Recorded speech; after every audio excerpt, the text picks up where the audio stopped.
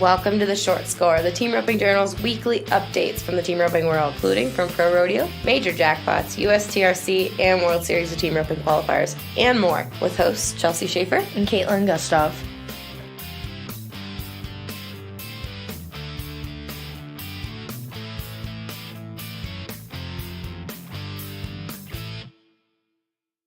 Hey everybody, this is Chelsea Schaefer. I'm still on vacation, kind of, but I wanted to drop by and let you know while Kaitlin is going to do most of this short score. At the end, I'll make a little guest appearance and you will hear from me visiting with Justin Thigpen and Casey Jones. They went 1 and 2 at the Cinch Timed Event Championships this weekend. I got to be there, see the beast from the East, Justin Thigpen, just absolutely dominate the event. I've been there for 6 years now, have never seen anybody have it clinched before the tripping. It was really cool to watch.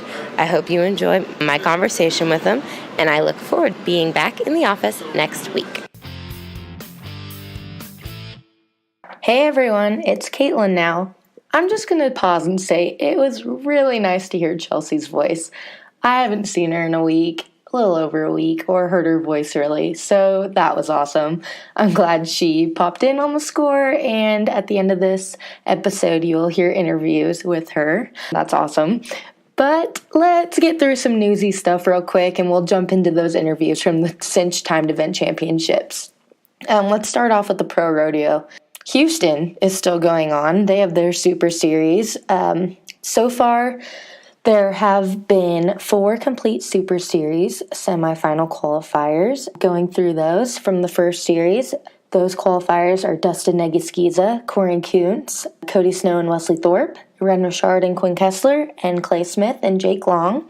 In the second Super Series semi-qualifiers are Jake Cooper and Caleb Anderson, Blake Teixeira and Jade Corkill, Billy Bob Brown and Shay Carroll, and Paul David Tierney and Tanner Braden.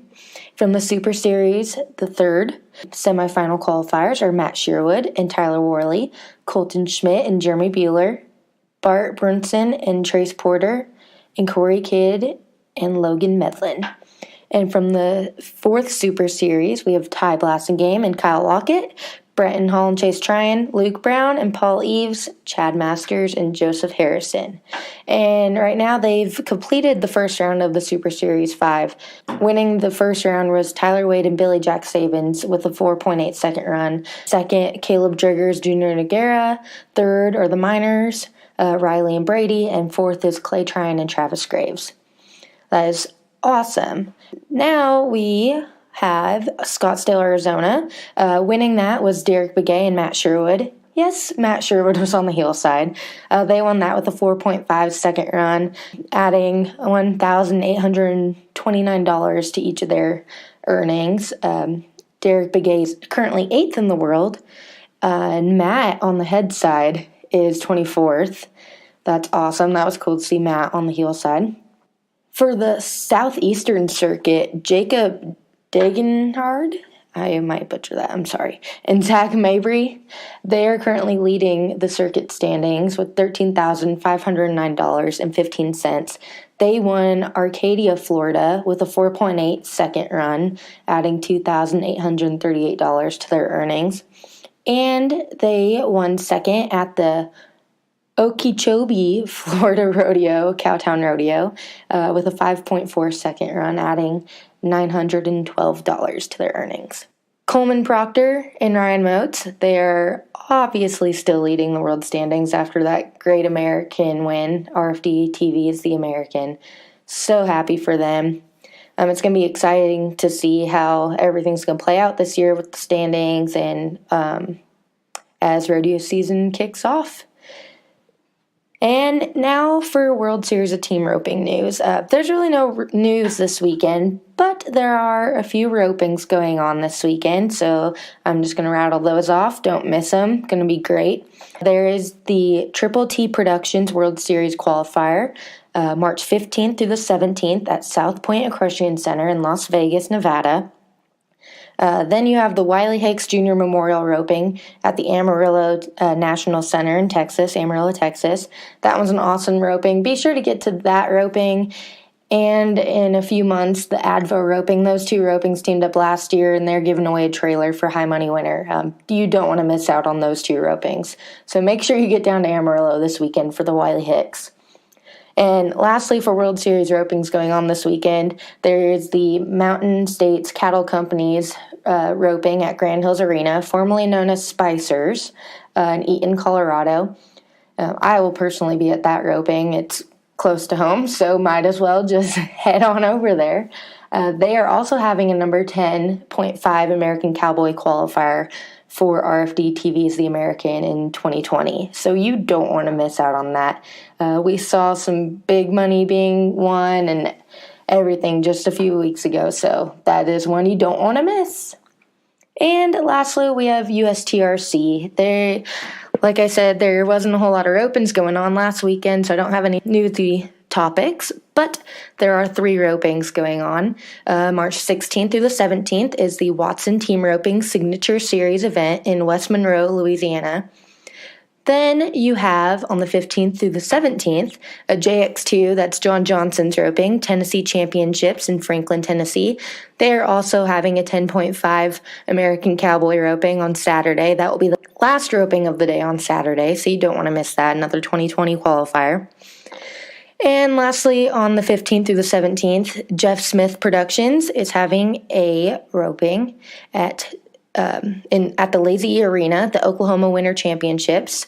It's a World Series qualifier and their USTRC ropings. You don't want to miss on that. So, and with the Lazy E being talked about, let's jump into this interview with the winner of the Cinch Timed Event Championship. And after that, you'll hear from the second place winner. Enjoy! So we're doing the Score podcast. Do you listen to the Score podcast? I know. You're totally not a team roper. It's fine. It's okay. It's my podcast for the team roping journal. Sorry. No, I'm glad we get to introduce this to a whole new audience. Okay, yeah, I don't know nothing about it. I'm not a team roper. I know. Well, you are a team roper now. Yeah, but I used to do it at the rodeos, but don't tell nobody. But no, I think everybody knows now because you just won the time event for $100,000 and you team roped okay. How do you feel about your team roping this round? My heading was good. I've got a really, really good heading horse, so letting him out and running down that's his game. He likes it. My heeling needs more work. I'll be working on it come next year. I heeled pretty good all week. Today I kind of let one slip by me, so always room for improvement. Very good. You told me back there you guys are starting a house next week? Yeah, next week, so maybe we won't have to go to the bank for a loan now. That's awesome. So in Georgia? In Georgia, right there close to where I grew up, right there on our farm and all, so we'll go from there. I gotta ask, do you have the bug at all to head out west and rodeo, or are you content where you are? I go to a lot of rodeos, so I'm pretty content. Right now, my schedule will consist of putting on a lot of rodeos for the next little bit, my rodeo company. So it'll kind of hold me back. But when summer comes, we'll see how the chips fall. I've got a pretty good start on the calf roping this year, so I might go in a little bit and see how it plays out.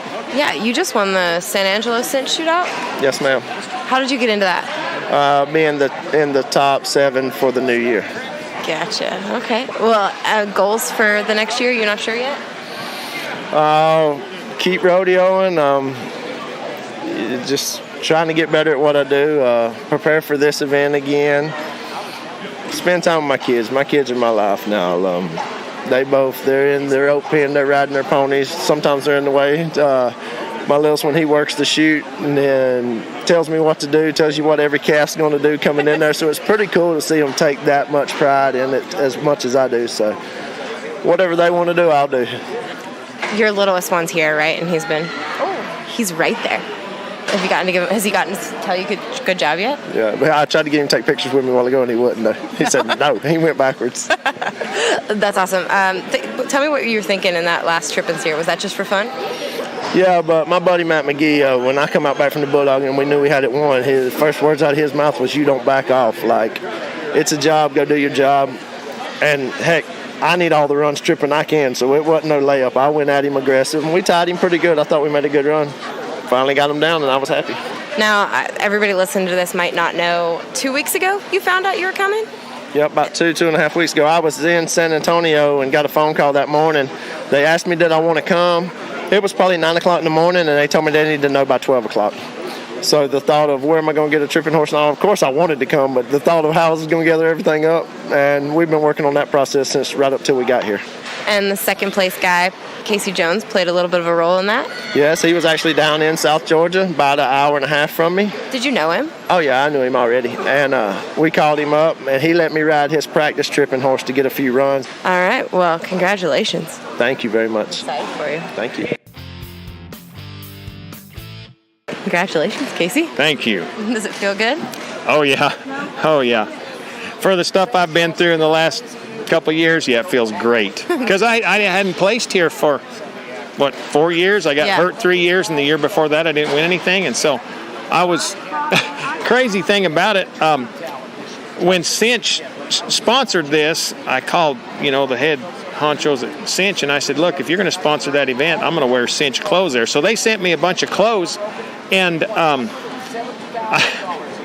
made such a poor showing in the next few years that I went and bought clothes. I was embarrassed to ask him for any more. I went and bought clothes, Cinch clothes, Thursday afternoon, because I was too embarrassed to ask him for any more after the showing I made the last few years. Well, why does this event mean so much to you?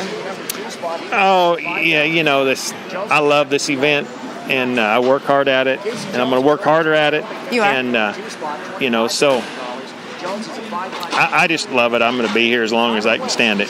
That's awesome. And it's got to feel good to see Justin. You helped him so much in the last 2 weeks getting ready for this.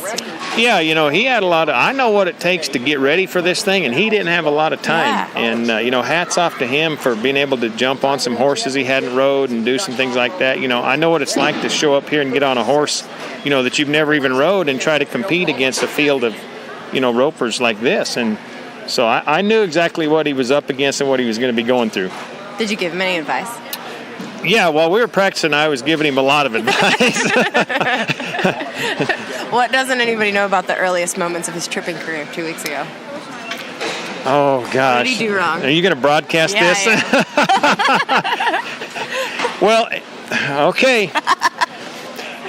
The friend of his that called me and said we need help as soon as they found out he got in is a rodeo announcer named Matt McGee down there. And so we're practicing like crazy, and it's pretty warm down there, and Justin's sweating, and we're tying steers, and Matt's, just holding the rope so we can jump over the rope and tie steers. And the second day, Matt had heard what I'd told him the first day, and so we were, he was commentating like a rodeo announcer. And Justin untied a steer and took his string off, and he looked up at Matt and he said, Matt, this is timed event practice today. This is not announcer practice. So everybody had a good time watching him get ready. And we all had a good time watching you both. Tell me about who was helping you. Oh, I had Zane Bruce, and Casey Greer was hazing for me. Richard Ramsey brought a bulldogging horse for me. The horse I was going to ride ended up getting sick, and so many people help you. Mm-hmm. Zane did a great job. Zane was outstanding, yeah. Zane was outstanding, and I hate to admit this, but I didn't jump a steer from last year till this year between timed events. I did not jump a bulldogging steer, and I wanted to, and the weather and everything just didn't work out, and I didn't have the right setup and everything, and I was like, man, I just gritted my teeth and showed up anyway. Yeah, that's awesome. But you've been running, right? You might not have been bulldogging, but you've been jogging, or did Justin make that up like rodeo announcers do? Oh, no, he did not make that up. I figured there was 5 go-arounds at the timed event, and so last week before we left and came here, I'd worked up to where I could run 5 miles. Wow. Did you have to run at all in the bulldogging? No, I do my running before. That's awesome. Well, thank you very much, Casey. Congratulations. Thank you. Mm-hmm. Well, guys, that is it for today. Thanks for sticking with me, and enjoy the rest of your week. There will not be a score this Thursday, but listen in next Thursday. There will be a fun one. And Chelsea will be back in the office, so it won't just be me chatting at you. And please make sure you give us a review and a like. Share the podcast with your friends and family. It helps people find us and it helps us get noticed. And we love doing what we do and sharing news with you. So, thank you.